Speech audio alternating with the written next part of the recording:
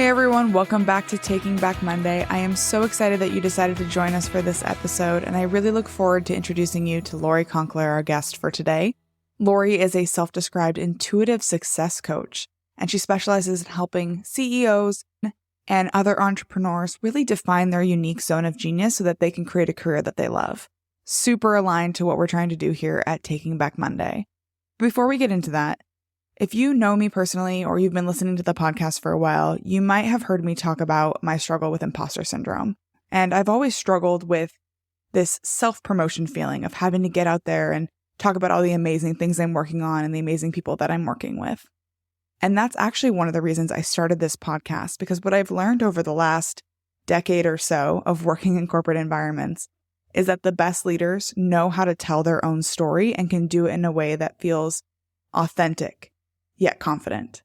So here I am trying to overcome imposter syndrome through my own podcast, through my own means. So hopefully you're coming along that journey with me.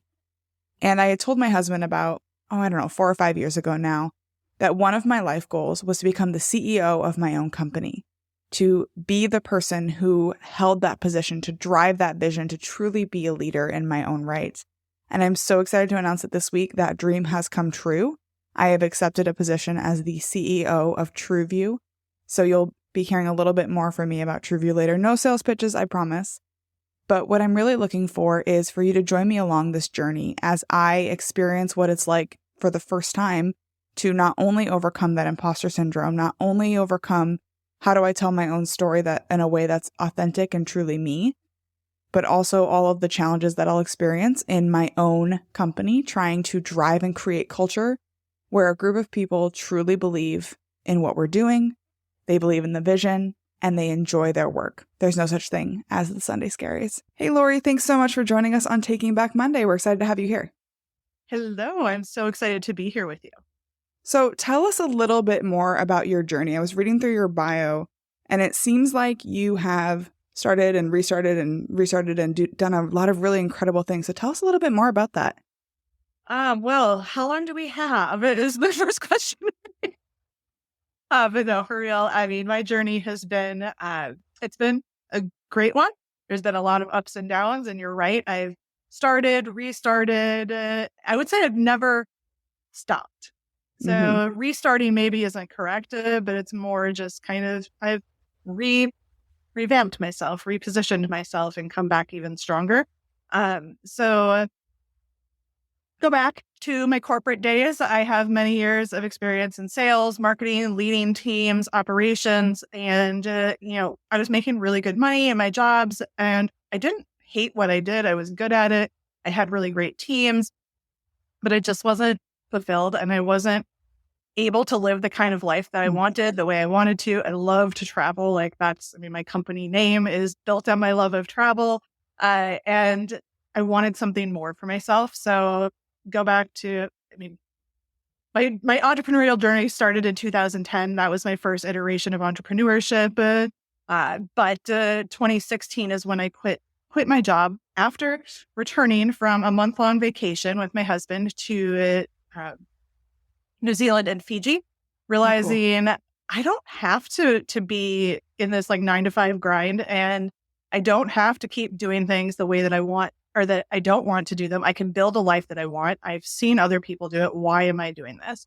Because we literally had gone on this month-long vacation. I had saved all of my vacation time for over a year and used it. So I was basically not going to be able to take any time off, unless, of course, it was unpaid, to be able to do anything. And just no, I don't want to do this. And I'm just going to give a quick side note, because we were having a little pre-discussion, which was we returned to Wisconsin in the middle of winter. And it was below zero. I'm why am I living here when I could be doing something different? And I know you understand my pain there. So fast forward, that kind of is what fueled the decision to just take a big leap and move into our next step, which was quitting our jobs, moving to the Caribbean, and starting this entrepreneurial journey. And that's where I started my first business on my own without other partners as an event planning company in the Virgin Islands. We started my husband's furniture company there in the Virgin Islands as well. Had some ups and downs. you know what? Events didn't take off as I planned right away. And I had to go back to work. And I tucked my tail between my legs for a little bit. I never gave up that dream, but I had to change the way I was going about it. So I went back to work. That was probably like a year and a half of that. And one day I walked into my job in the Caribbean, and it was pretty bougie. And I had kind of reset my goals of being able to do entrepreneurship and said, okay, I can keep this job. They're going to allow me to work from anywhere. I'm based in the Caribbean and I can do this for like 10 years, build my business. And eventually I can return this. At this time I was 40-ish, I think. So I can fast forward till I'm like 50. Then I can stop and do my own thing. Well, I walked in one day and was told, your position is being eliminated. See you later. So I was kind of given a choice at that point, either go find another job or make it work. And I chose to make it work. And that is what really started this journey into coaching, running retreats, and really just helping other people to change their lives and to make crap loads of money doing things that they love.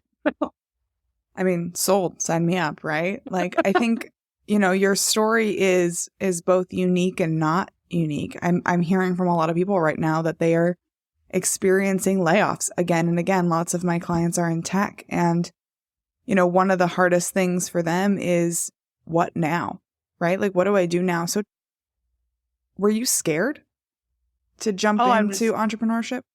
I was terrified, honestly. And it wasn't like, oh, you're laid off. And then the next day I was like, okay, I'm going to be an entrepreneur now. I'm so happy and not nervous. No, that wasn't it at all. It was really, I cried my eyes out when that happened. I was a freaking mess because I was scared. I was like, we had my husband's business, but I was still the primary breadwinner with that income. So it was scary as hell. And I, made the choice at that point to explore it. But I actually continued to look for jobs for months before it was just like, okay, you can do this. You can do this. And where I finally did it. And when I made that choice, I went out, landed $5,000, that first month. And that was longer term contracts. Yeah. I'm like, okay, I can make it work. Yeah, I can imagine. I'm reading a book right now called Burn the Boats. And the whole idea that, in order to be truly successful, you have to remove those lifeboats that you've created for yourself. And I started out my career in a startup and I worked so hard for like no money. And we were eventually successful, but it took a long time. And then we got acquired and I had a stable paycheck for the first time in my career ever. Because I joined that startup right out of college. Wow. And now I'm once again back out kind of on my own. And I'm like, oh my God, was it too soon to burn my lifeboat? Like, is it too soon to do it? Never too soon. But it has been such a relief for building something that I'm really excited about. And the number of people and the connections that I've had a chance to make are just like so thrilling in and of themselves. So I'm only a few months into it, but I'm very excited about burning the lifeboats. Yeah, the faster you can burn those lifeboats, the faster you are going to skyrocket your success. Like, I'll tell you that, save you some time, save all your listeners a little bit of time. Yeah. It's so scary sometimes to do that, but it's not like scary, I can't do it. It's scary, like, I know this is what I'm meant for. If that's the kind of scary it is, go all in, burn them, do it, because the more you have that fire lit under you, the more that comes through in everything you do. Yeah. So you talk about zone of genius. Tell us a little bit more about what that means for you and for your customers. Yeah. So everybody has a unique zone of genius, and there's lots of things that we're all good at, right? Like, we're all good at lots of different things. And I think, for a lot of my clients that I've had over the years, for myself and for a lot of entrepreneurs, they have a really hard time determining exactly what their unique zone of genius is and just owning the crap out of it.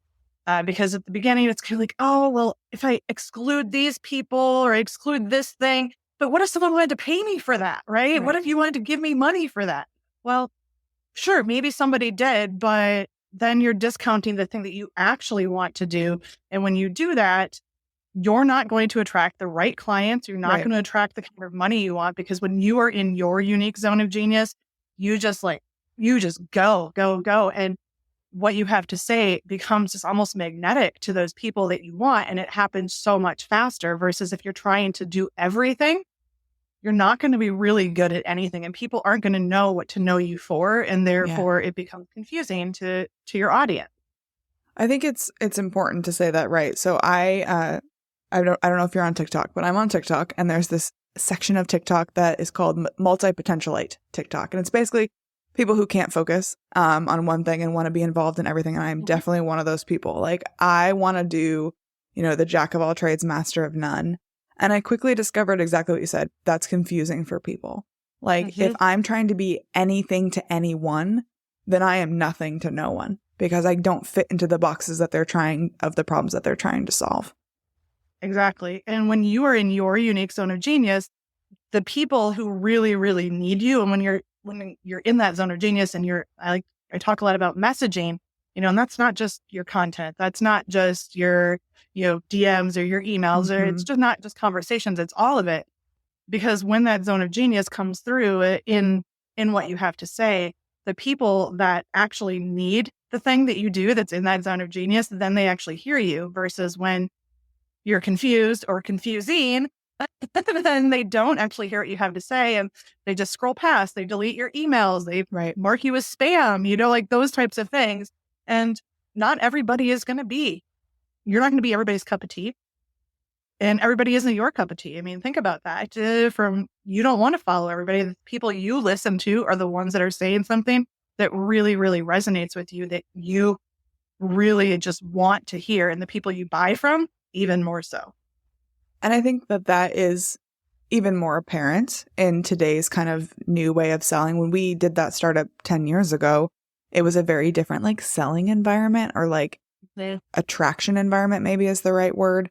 Now I feel like it's so much more about finding that authentic niche that you connect with, and finding your people, finding your community is so much more important than it used to be. Yeah, it is, finding your people, finding your community. But I think it's actually the opposite. And I think it's allowing them to find you. Because when you own your power, when you speak, fully from that zone of genius, and you let the other things go, they do find you. They come to you because you are the person that they've been waiting for. And they maybe even didn't even know it. Yeah, no, I love that. You are the person that they've been waiting for. I think that's really important.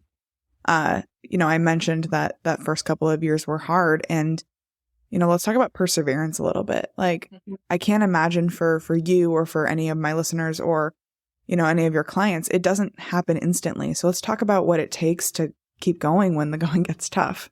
It does not happen instantly at all. And I'm going to take a quick little sidestep back to something that you said in terms of the multi-passionate thing. And I very much consider myself multi-passionate.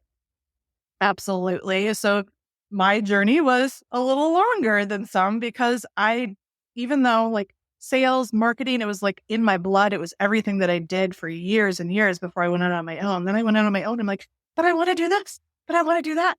I have so many ideas, right? It doesn't come instantly. So when you are multi-passionate, a lot of times what happens is you think, oh, well, it didn't happen yet. Okay, so I'm going to try something else because I have this other idea and I want to do it. And you just have to do all these things. But knowing that this is the one thing that you really want to do, and you can persevere through that, and making that the focus of everything that you're doing, and ultimately coming back to your why. When you have a very clear why, and you can actually persevere into something specific, that's what's going to be the thing that makes you the money you want. That's the thing that's going to make you successful. And it can be challenging, again, if you are that multi-passionate person, or I don't know if you're into human design at all.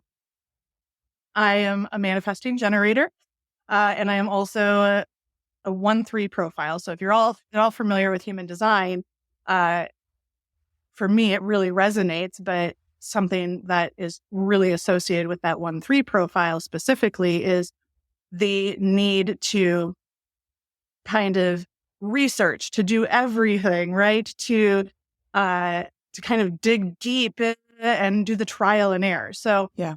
for me, it might have taken a little longer. There are some people that don't necessarily have that need and they can get there a lot faster. And I think how fast you get there is going to depend on you as a person, who you are, your type of doing things. But for me, the fact that it did take a little longer, that's okay, because it's allowed me to become so much better at the things that I've done. So I think in terms of persevering and, like trying different things and just making it work, a lot of people tend to beat themselves up. But going back to the zone of genius conversation, when you know your zone of genius, when you know yourself and okay, so for me, I know I have that need to go first. I have that need to do the trial and error. So I can keep persevering through that, because I know in the end, that is actually one of the things that my people come to me for, because I've done all the research. Like with marketing, for instance, I've tried all of the things, so I can help you figure out exactly which way you need to market yourself so that you don't have to go through all of those iterations. So persevering, is so important, but doing it in the way that's going to feel most aligned for you. Because for some people, the route that I took, they would have given up long ago. So for them, it's less about, trial and error and more about being able to just recognize when they're getting stuck in a hole and they just need to keep going. But yeah, perseverance, every single entrepreneur that's been successful, if you ask them, that's going to be one of the main things that they've told you that they've had, is that desire to keep going, because you're doing what you're meant to do. When you know that you're doing the thing you're meant to do, the only thing you have to do to make it work is to continue going. It might happen tomorrow. It might happen next year, happen in 10 years. But if you believe that it's going to happen and you keep going and you take the actions, you hire the mentors, you do the things aligned with that version of you that you're desiring to be, and you keep going, it's going to happen. Yeah, I love that. I think it's important to think about, hedging against your weaknesses, right? So for me, as you're talking about that, I am very much someone who I want to sit down and do the strategic plan, and I will have all of this thing beautifully mapped out. And then when it comes time to actually do it, I'm like, but there's more things we could add to this. It could be more elegant and incredible and, all of that. And then I have a former coworker and forever friend who is so good at the execution piece of it. She just like, oh, you built a map for me. Great. I'm going to go do it. Right. She's almost the opposite from me in every single way, in the best way. How do you as an owner or a leader find those people who can kind of balance you? You be good at the creative genius things that you don't have. Well, I'm going to go back a little bit to the human design thing. I'm not a human design expert, guys, by the way, but I find the right people who complement me, who also have a similar way of thinking to me and to support me. So that might be my team members, right? That might be the friends I associate with. It might be the mentors that I hire, and all of that. Like right now, I have 4 different coaches and mentors that I work with that all serve a different part and help me really be the best version of me and help me to stay aligned. And one of them specifically, like that is what she does, is to make sure like every aspect of my business is in alignment with me. And she helps me more from that operational side. So it's down to even your team and making sure that they are mixed with you. And you can do that using human design. You can use it using the Enneagram or Briggs Meyer, any of the different things to really get to know who is going to best complement you in your team environment. And last year, I actually let half of my team go, not because I didn't love them as people, but just because it wasn't aligned anymore. So really being able to get in touch with yourself and recognize what is and isn't, and making that decision in the moment instead of holding out. And I did that for a long time. FYI, held on to people because I liked them, but it wasn't serving me. Right. No, I think that's an important call out, because, confrontation is hard, and holding people accountable, I think, is one of the hardest things that a leader can do. And then that self-reflection to say, this isn't serving my goals anymore. What can I do about it? I think that's really difficult for people. So let's go back in time.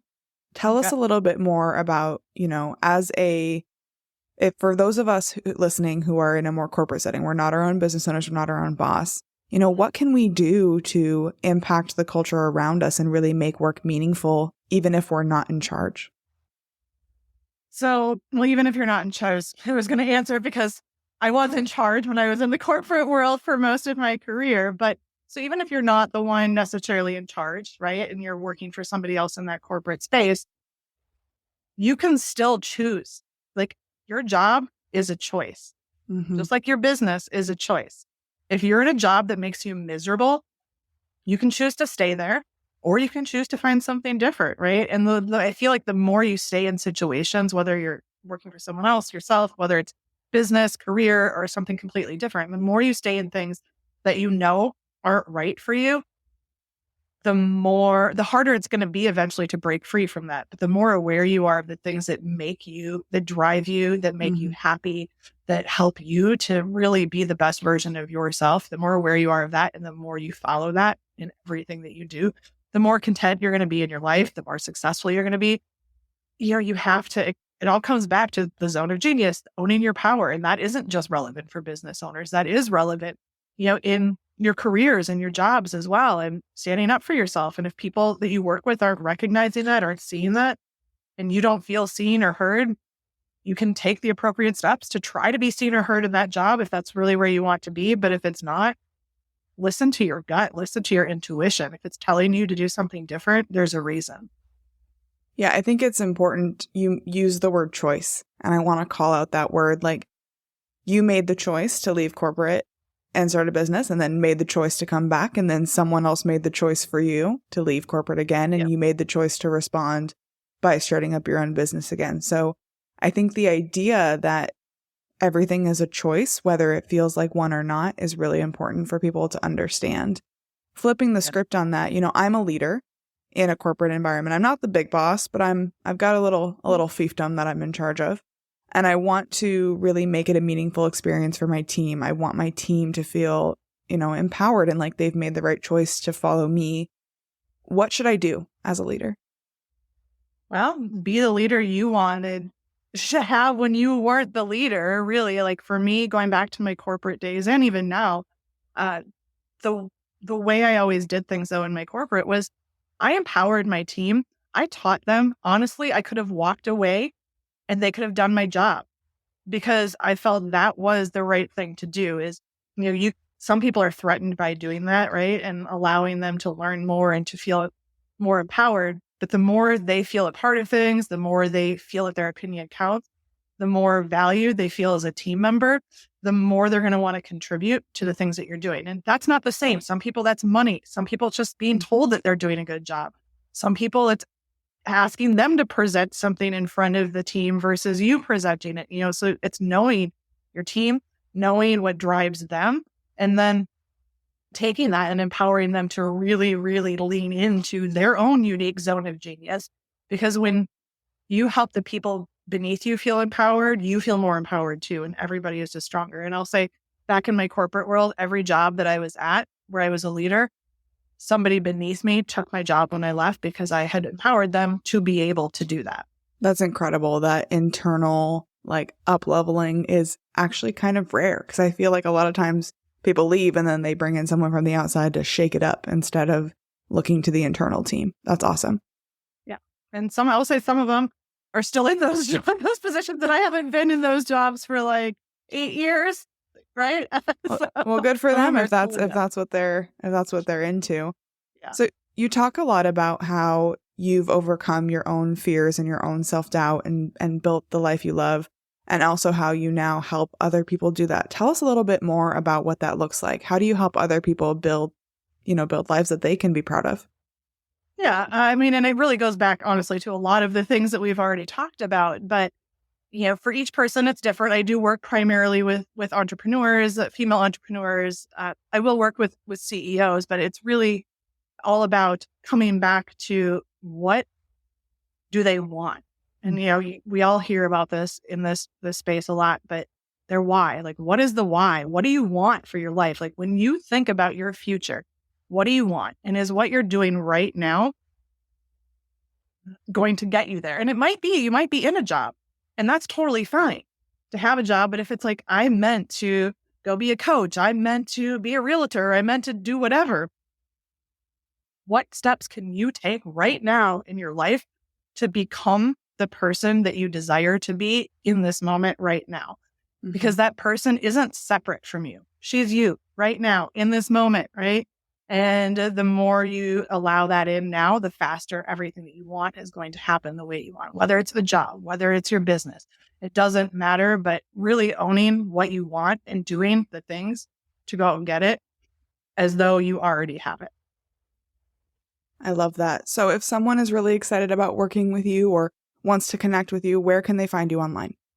Facebook is my primary social media platform. It's where I spend all my time. I have my Facebook group, but even just on my personal profile, that's it. I'm on LinkedIn and Instagram as well, but always Facebook. Message me there if you want to talk.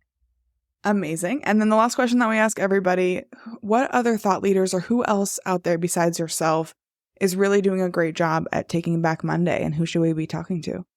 Mara Whitener. You should absolutely be talking to her. She's a freaking genius.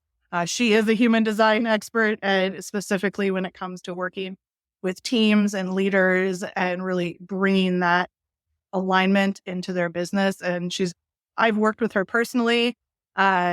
We do actually our own show together. She's brilliant, and we're running a retreat together later this year in Bali. So she's brilliant and will change your business and your life. Absolutely. Amazing, Lori. Thank you so much for coming on Taking Back Monday. It's been incredible to talk with you. Thank you so much. I've really enjoyed it.